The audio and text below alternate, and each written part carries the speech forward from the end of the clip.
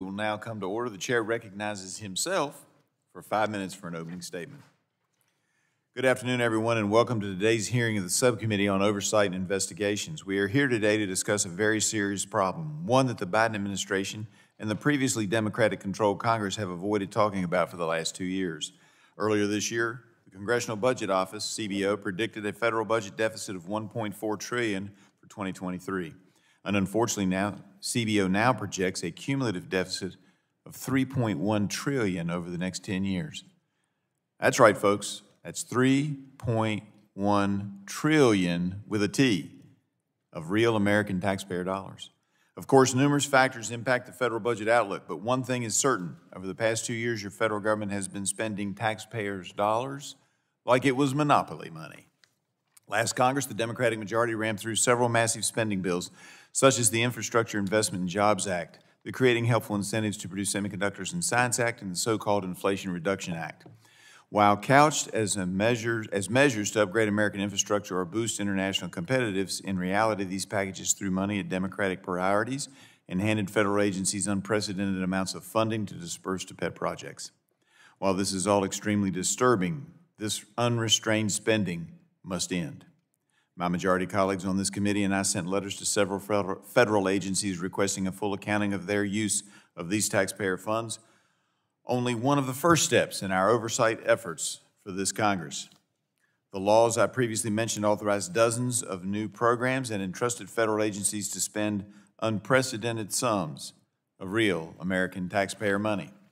For example, according to the Department of Energy's Office of the Inspector General, after managing a fiscal year 2022 budget of $45.3 billion, the Department of Energy will now administer over $100 billion of appropriated real taxpayers' money and $336 billion in loan authorities over the coming years from the Infrastructure Investment and Jobs Act and the IRA alone.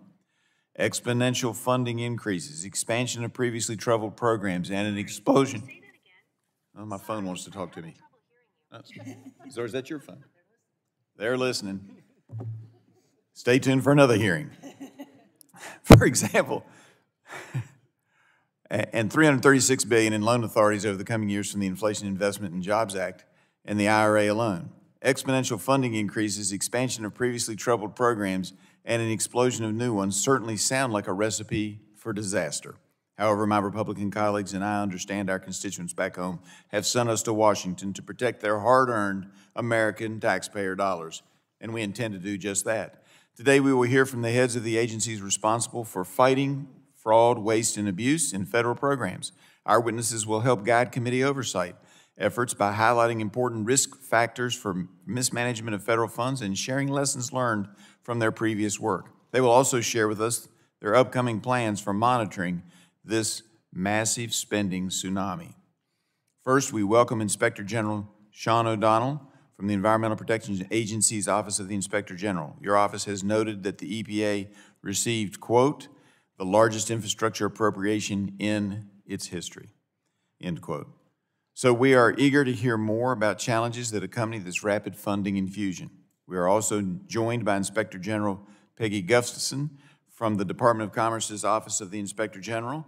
Last year, the CHIPS Act appropriated $50 billion for the Department of Commerce to spend on semiconductor programs. Additionally, the Infrastructure Investment and Jobs Act charged the National Telecommunications and Information Administration with distributing $48 billion in broadband funding. We look forward to your insights on these programs and your plans for conducting oversight during the 118th Congress.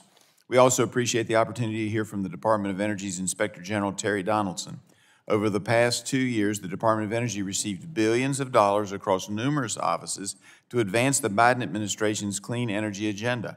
The Department of Energy has boasted that it will stand up 60 new programs under the Infrastructure Investment Jobs Act alone. We understand this presents an enormous challenge for your offices, and we are eager to hear your plans for protecting the real American taxpayer money from fraud, waste, and abuse in the various federal programs. Finally, we welcome Mr. Mark Gaffigan from the Government Accountability Office. GAO has provided countless recommendations to Congress and federal agencies to improve the efficacy of federal programs. This experience will be extremely helpful in guiding our discussions today. Again, this hearing is only one step of many to hold this administration accountable for its spending practices.